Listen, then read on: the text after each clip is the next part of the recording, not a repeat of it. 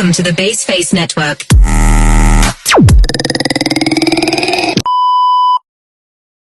Are you ready, kids? Aye, aye, Captain! I can't hear you! Aye, aye, Captain! Oh! Assalamualaikum warahmatullahi wabarakatuh. Perkenalkan, nama saya Fika Ramadhani S, NIM 25042171, Prodi Ilmu Administrasi Negara, mata kuliah Bahasa Indonesia, dosen Ibu Drami Emidar MPD. Di sini saya akan mempresentasikan hasil rangkuman saya tentang analisis jurnal berjudul Pendidikan Berkualitas. Yang pertama adalah latar belakang. Pendidikan merupakan hal yang utama dalam pembangunan suatu bangsa, karena tidak hanya berfungsi sebagai proses transfer ilmu pengetahuan, tetapi juga sebagai sarana pembentukan karakter, budaya, kualitas sumber daya manusia.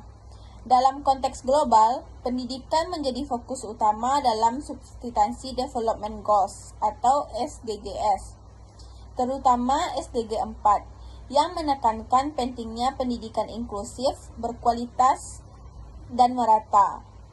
Namun, Indonesia masih menghadapi berbagai tantangan seperti ketimpangan akses pendidikan antar wilayah, rendahnya literasi, kualitas guru yang belum merata, serta dampak pandemi yang memburuk learning loss. Oleh sebab itu, kajian tentang pendidikan berkualitas sangat relevan dengan perspektif administrasi negara dan pembangunan berkelanjutan.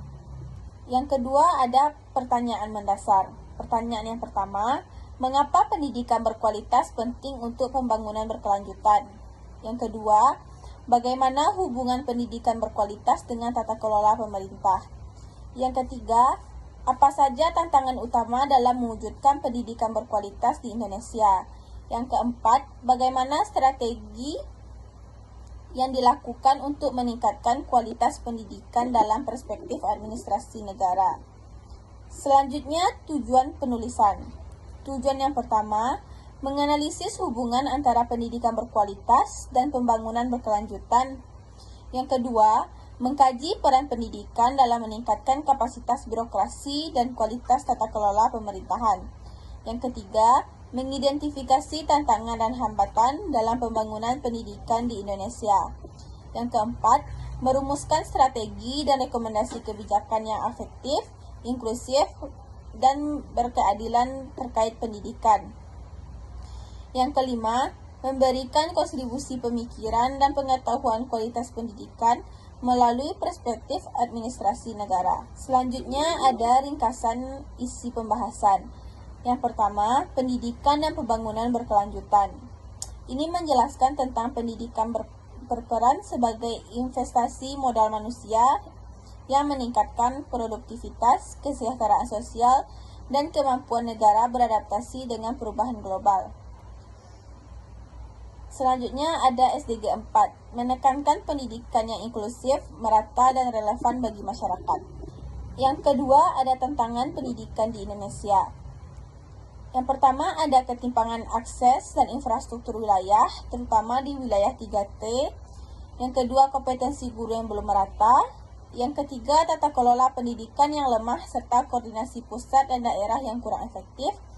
Yang keempat, kesiapan teknologi rendah dan digital divide. Yang kelima, rendahnya literasi fungsional serta learning loss akibat pandemi. Yang ketiga, ada perspektif administrasi negara. Pertama, pendidikan berkualitas mendukung terbentuknya aparatur negara profesionalis dan berintegritas. Yang kedua, kebijakan pendidikan harus didasarkan pada prinsip good governance. Yang pertama, transparansi, akuntabilitas, partisipasi, serta berbasis data. Pemerintah yang baik membutuhkan SDM yang terdidik dan cakap. Yang ketiga, ada strategi peningkatan pendidikan. Peningkatan pendidikan bisa dilakukan dengan cara peningkatan kualitas guru melalui pelatihan berkelanjutan dan evaluasi kerja. Ada pemerataan infrastruktur, akses teknologi, dan fasilitas pendidikan. Penguatan literasi digital dan inovasi kurikulum, kolaborasi antara pemerintah, masyarakat, swasta, dan perguruan tinggi, lalu penguatan transparansi anggaran dan tata kelola pendidikan. Selanjutnya ada simpulan. Pendidikan berkualitas merupakan fondasi utama pembangunan berkelanjutan dan menjadi kunci dalam mewujudkan masyarakat yang sejahtera, inklusif, dan adaptif.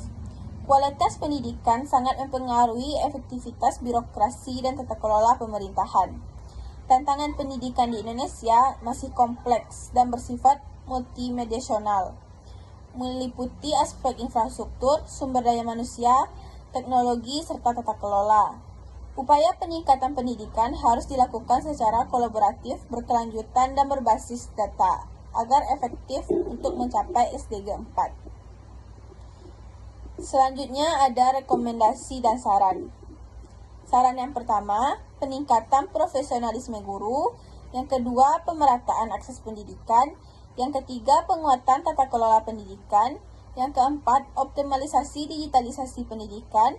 Yang kelima, kolaborasi multipihak. Yang keenam, pembangunan kurikulum adaptif. Baiklah, sekian presentasi yang dapat saya lakukan. Mohon maaf kalau ada kesalahan kata. Assalamualaikum warahmatullahi wabarakatuh.